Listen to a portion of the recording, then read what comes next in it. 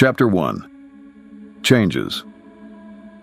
It all started with little things that would be hard to notice in the usual hustle and bustle of life. I remember one evening, returning home after a long day at work, I found Marina in the kitchen, immersed in the process of preparing dinner. She always loved to cook, but there was something unusual in her actions that time. She seemed too focused, almost obsessed with the process. I noticed strange meat on the cutting board, but I didn't pay attention to it, deciding that she was simply experimenting with a new recipe. But over time, I began to notice that this meat was appearing on our table more and more often. It was dense, with a rich dark color and a strange smell that I could not identify. I tried to find out what kind of meat it was, but Marina always evaded the answer, laughing and saying that it was a new delicacy that she found at the market. Chapter 2. Unusual symptoms. The first malaise came unexpectedly. After one of these dinners, I felt dizzy and slightly nauseous. At first, I attributed it to fatigue or stress at work, but the symptoms began to recur every time I ate this meat. Soon, strange sensations in my body were added to them. It seemed to me that my limbs were becoming heavy and my skin was stretched. I began to hear strange sounds in my head, whispers, as if someone was speaking to me in a foreign language. The nights became nightmares. The dreams that came to me were full of dark images. I saw forests covered in blood, strange creatures that pursued me, and always there was that same altar, with robed figures standing around it.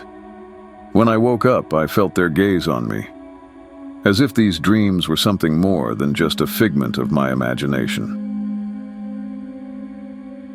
Chapter 3. Suspicions. Marina started to behave even more strangely. She started wearing long dresses that hid her figure and often disappeared for long periods of time without telling me where she was going. I tried to find out what was going on with her, but all my attempts ended in irritation on her part. One day, I noticed a strange amulet on her neck that I had never seen before. It was made of some dark metal and looked ancient. When I asked her about it, she just waved it off, saying that it was just a souvenir. I began to notice that strangers were coming to visit us. They never stayed long and always came at night. Marina met them at the threshold and escorted them to the basement. Sometimes I heard muffled sounds of conversations or whispers from there. I became scared and decided to find out what was going on. Chapter 4. Research.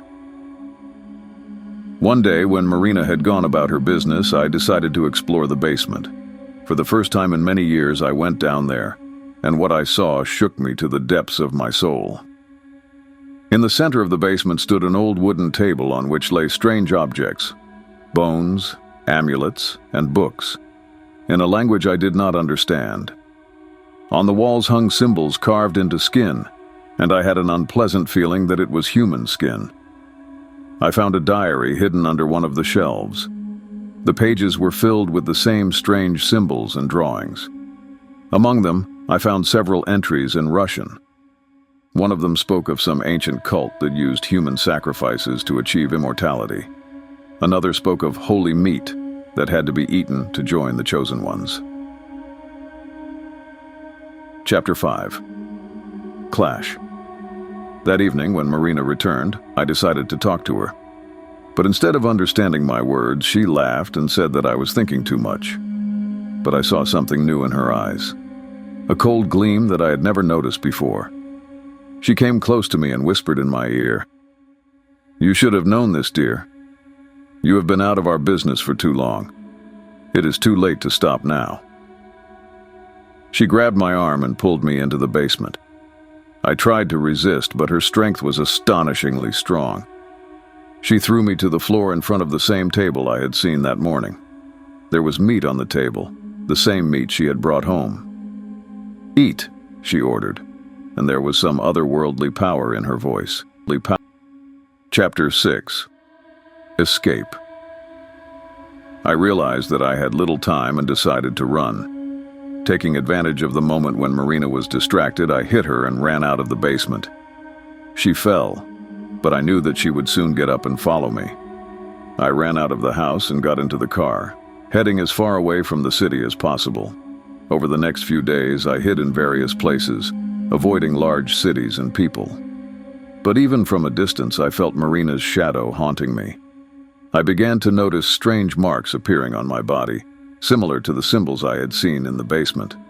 They began to itch and become inflamed, and it seemed to me that some kind of black pus was seeping out of them. Chapter 7. Pursuit. My dreams became even more obsessive. In them, I saw Marina walking through the forest looking for me. She constantly called my name, asking me to come back and accept my fate. I woke up in a cold sweat, realizing that she was really looking for me. One day I felt like I was being followed. I was driving along a deserted road at night when I saw the headlights of a car in my rearview mirror. It was following me for several kilometers, neither getting any closer nor lagging behind.